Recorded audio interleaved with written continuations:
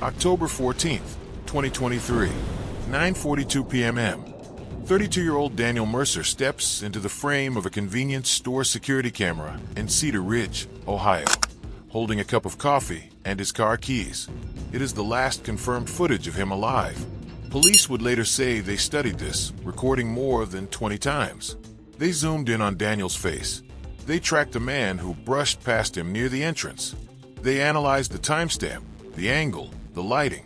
Every movement in the foreground was dissected, frame by frame. And yet, something was missed. For nearly 8 months, investigators believed they understood what happened that night. They built a timeline. They identified a suspect. They even brought charges. But hidden in the background of that same video, in a place no one thought to look, was a single detail that quietly contradicted everything. A detail so small it seemed meaningless, until someone finally noticed it. And when they did, it didn't just shift the investigation, it changed everything. On October 14th, 2023, at 9:42 p.m., 32-year-old Daniel Mercer stepped into the frame of a convenience store security camera in Cedar Ridge, Ohio, holding a cup of coffee and his car keys.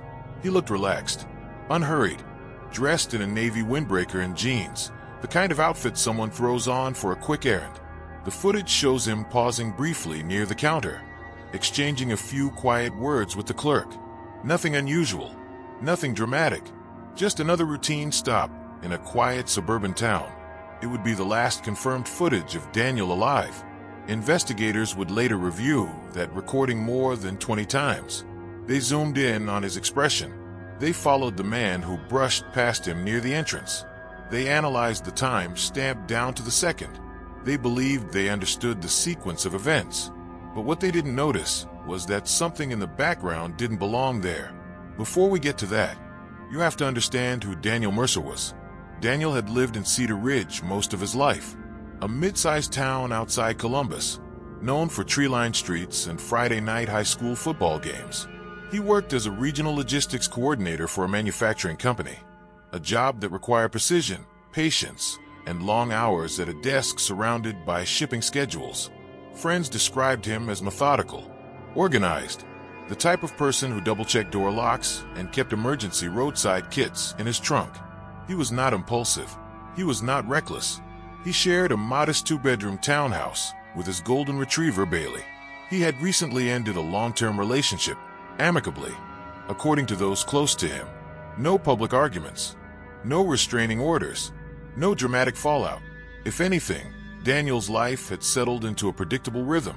He left work at 5:30 most evenings, walked Bailey around the same loop through Oakwood Park, cooked simple dinners, texted his younger sister Emily at least 3 times a week. Their messages were mundane and affectionate. Photos of Bailey, updates about work, plans for Thanksgiving.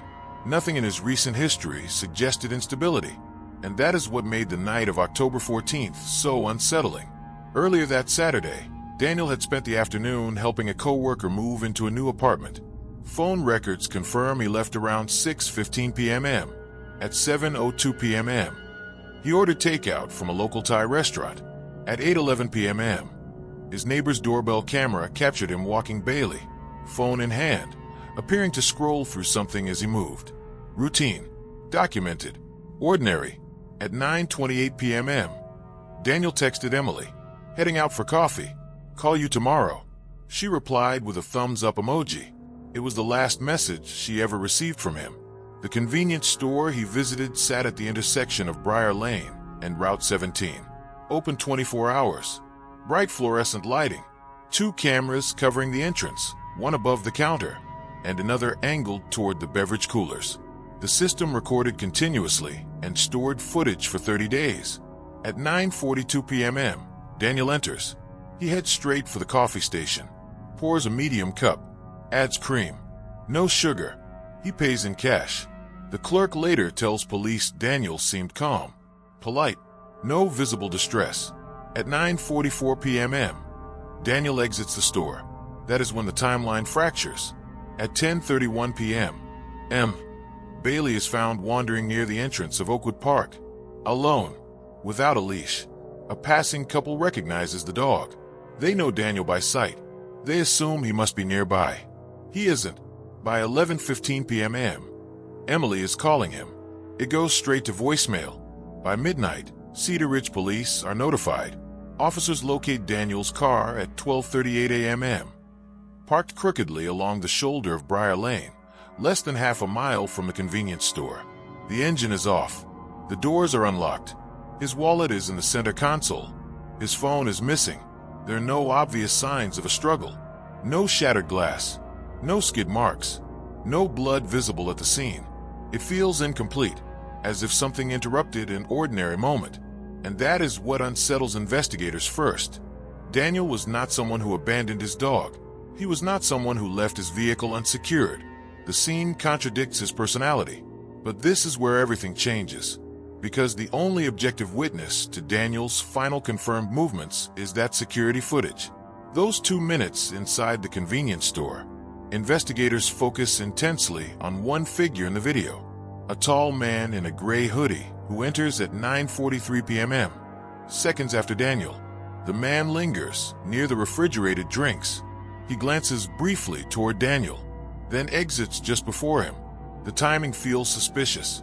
Police identify the man within 48 hours. His name is Marcus Doyle, 38 years old, prior misdemeanor record for theft. He lives 3 blocks from where Daniel's car was found. The proximity seems damning. When questioned, Marcus claims he was buying energy drinks and headed straight home. He denies speaking to Daniel. He says he doesn't know him. Detectives compare the timestamp of his home security system. It shows him entering at 9:49 p.m. The timeline technically aligns, but it doesn't eliminate possibility. For weeks, investigators circle Marcus as their primary suspect. They replay the footage repeatedly. They slow it down. They zoom into his hands. They enhance the audio, though there is none recorded. And still, something feels unresolved. Because while everyone is watching Marcus Doyle, while every discussion centers around the gray hoodie and the brief glance across the aisle, another part of that frame remains untouched, ignored, unquestioned. In those final seconds before Daniel exits the store, he pauses near the door. It's subtle, less than a second. His head tilts slightly, as if reacting to something outside the camera's direct view. Most people don't notice it. Investigators initially interpret it as hesitation. Maybe he saw Marcus outside. Maybe there was an exchange off camera. That theory would drive the case for months. But here's the part no one considered. Daniel Mercer was not careless. He was not inattentive. And he was not known for hesitation without reason. That half-second pause meant something. It just didn't mean what police thought it did. And the answer wasn't in the foreground. It was waiting in the background. By the 3rd day of the investigation, detectives establish a working timeline that appears clean and linear. October 14th, 2023, 9:42 p.m. Daniel Mercer enters the convenience store on Briar Lane. 9:43 p.m. Marcus Doyle enters. 9:44 p.m. Both men exit within seconds of each other. From there, the assumptions begin. In the footage, Daniel is seen moving toward the coffee station at 9 hours 42 minutes and 18 seconds. He pours, stirs, caps the lid. His posture is relaxed. At 9 hours 43 minutes and 2 seconds, Marcus Doyle steps through the door. Gray hoodie, dark baseball cap, hands in pockets. He moves to the refrigerated section, opens a cooler, removes 2 cans. At 9 hours 43 minutes and 36 seconds, Daniel approaches the counter. He places cash down. The clerk gives him change. At 9 hours 43 minutes and 49 seconds, Marcus walks behind Daniel. There is less than 2 feet between them. Marcus glances sideways. It lasts half a second. Detectives pause this moment repeatedly. They enlarge the image. They adjust the contrast. Was that recognition? Was it hostility? Was it coincidence? At 9 hours 44 minutes and 3 seconds, Daniel turns toward the exit. At 9 hours 44 minutes and 5 seconds, Marcus follows, trailing by roughly 4 steps. The door opens. The frame empties. And that is where speculation fills the silence. Police canvass the area within a 1-mile radius. No additional cameras capture Daniel leaving the parking lot. The store's exterior camera is partially obstructed by a malfunctioning floodlight. creating glare that obscures license plates. But what they do see is Daniel's sedan still parked in its original position at 9:45 p.m. At 9:46 p.m., Marcus Doyle's pickup truck pulls away from the curb across the street. The timing tightens.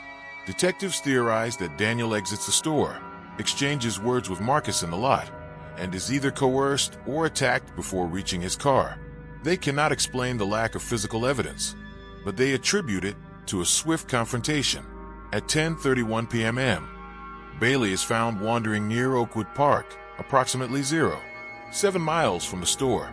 Officers begin to speculate that Daniel was forced to drive there, or that someone else drove his vehicle. But then another timestamp complicates the theory. Daniel's car is captured by a traffic camera at 9:58 p.m., heading east on Briar Lane. The driver's face is not visible. The angle is too high. The windshield reflects streetlights. Marcus Doyle's truck is captured on a different camera at 9:51 p.m., turning west, opposite directions. Investigators interpret this as Marcus leaving first, then circling back. They begin building a case around that assumption. Phone records become central.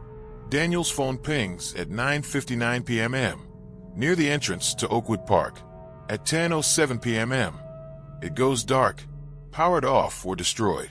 Marcus's phone shows him at home by 9:52 p.m., connecting to his Wi-Fi network.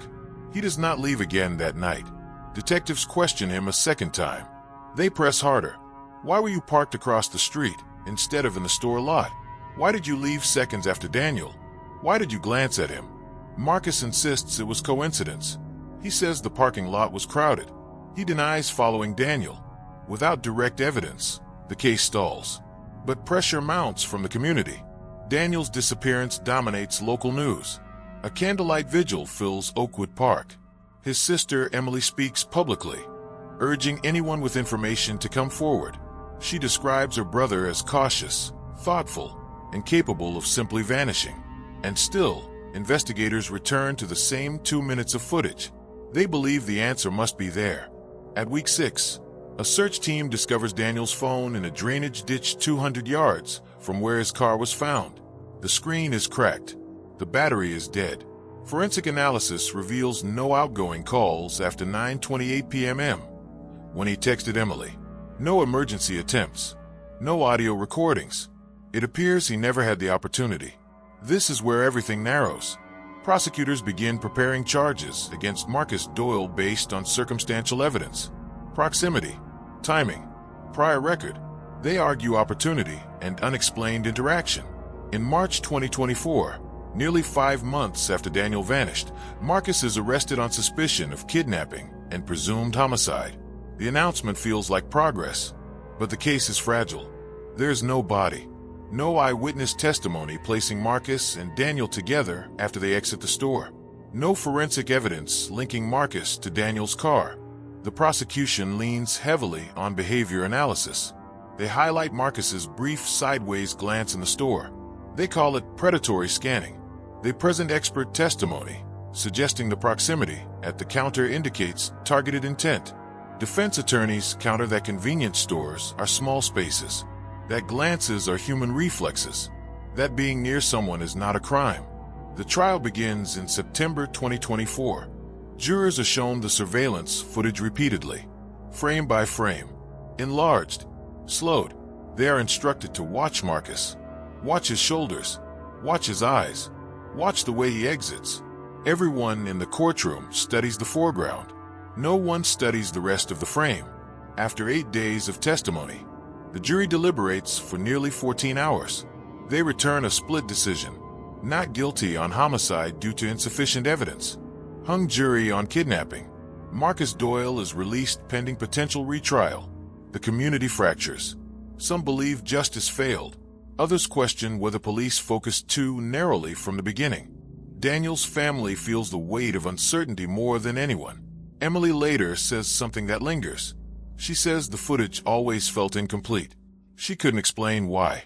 She just felt like everyone was staring at the wrong place. But this is where everything changes.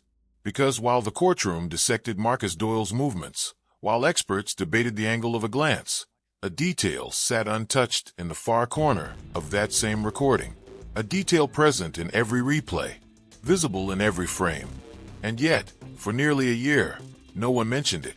Not investigators, not prosecutors, not defense attorneys, not even the jurors who watched the footage more than 30 times. Everyone was watching the wrong thing, and that single oversight would eventually dismantle the entire case. In November 2024, 13 months after Daniel Mercer disappeared, the case file lands on the desk of Detective Lena Alvarez. She is not assigned to reopen it.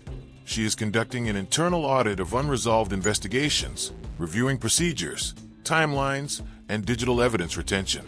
The Mercer case is flagged because of the mistrial, because of public scrutiny, because it ended without answers. Alvarez does what every investigator before her had already done.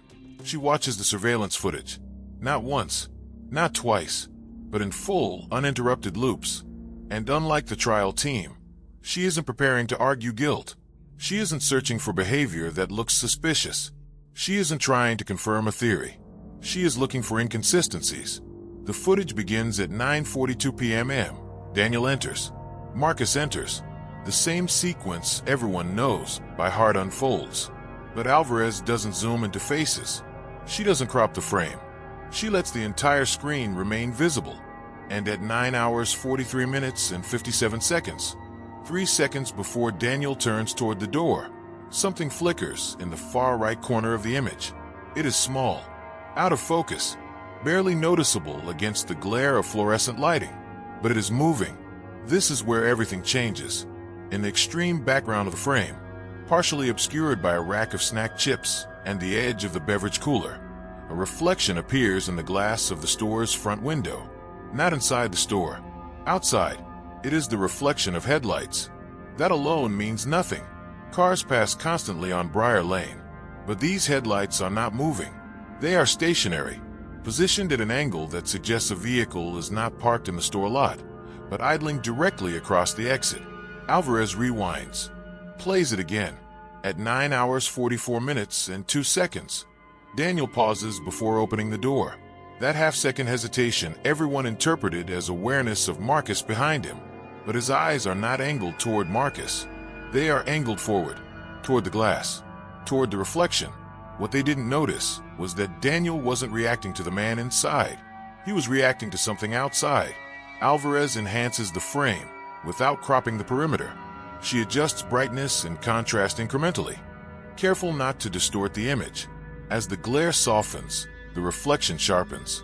Behind the headlights, faint but present, is the outline of a vehicle's front grille. Distinctive, wide horizontal chrome bars, a partial emblem shape in the center. She cross-references local vehicle registrations within a 1-mile radius. Several matches appear for similar models, but one detail narrows it further. At 9 hours 44 minutes and 6 seconds, just as Daniel pushes the door open, the reflected vehicle's driver's side door opens slightly. Not fully, just enough to break the headlight symmetry. The movement is subtle, a shift in brightness, and then the reflection disappears as Daniel steps outside and blocks the view. No one had mentioned this in reports, because no one had been looking at the glass. Everyone was watching the gray hoodie. Alvarez pulls traffic camera footage from Briar Lane again. This time, she filters for vehicles stopped rather than moving. At 9:45 p.m., a dark-colored Ford F-150 is visible across from the convenience store entrance. Hazard lights off, engine running. The plate is partially visible. 3 characters readable. K7L. She checks registered owners. 1 name surfaces that had not been meaningfully examined before. Thomas Harlan, 45 years old, independent contractor. He lives less than 2 blocks from Oakwood Park. His name appears once in the original case file. As a witness, on October 15th, Thomas had told police he drove past the convenience store around 9:40 p.m. and saw nothing unusual. He was never considered a suspect. Why would he be? He volunteered information. He had no criminal record, and his vehicle was never connected to Marcus Doyle. But this single detail rewrites the entire timeline, because phone records show that at 9:41 p.m., Thomas Harlan placed a call to Daniel Mercer. 3 seconds. Unanswered. Detectives had logged it but dismissed it as incidental. The two men had once worked on the same warehouse renovation project years earlier. There was no recent documented contact. Until that night, Alvarez obtains a warrant for Thomas's phone data. Deleted messages are recovered. At 8:57 p.m., Thomas texted Daniel, "Need to talk. Urgent." At 9:15 p.m., another message, "I'm near Briar. Can you meet?" Daniel never responded, but at 9:28 p.m., he texted Emily that he was heading out for coffee. Investigators had assumed it was spontaneous. It wasn't. He was going to meet someone. And when he stepped toward that convenience store door at 9:44 p.m., he saw the headlights of the man who had been waiting for him. That half-second pause wasn't hesitation. It was recognition. Further forensic analysis reveals soil traces in the wheel well of Thomas Harlan's truck consistent with the embankment near Oakwood Park, where Daniel's phone was later found. Confronted with the enhanced footage and digital evidence, Thomas initially denies involvement, but inconsistencies unravel quickly. Security data from his home alarm system shows a gap between 9:30 p.m. and 10:18 p.m., contradicting his original statement that he was home all evening. Faced with mounting evidence, Thomas admits to meeting Daniel that night over a financial dispute tied to a failed contracting investment. He claims the argument escalated unintentionally. He insists he never meant harm. Daniel's remains are located in a wooded area bordering the park in December 2024. Marcus Doyle is formally cleared. The prosecution drops all pending charges, and the community is forced to confront a difficult truth. The answer had always been there, visible in every replay. A reflection in the glass, a stationary set of headlights, a door opening in the background. Why was it missed? Because investigators narrowed their frame too soon. They cropped the image to study a suspect. They built a theory around proximity. And once that theory took hold, every frame was filtered through it. Tunnel vision does not require bad intentions. It only requires certainty.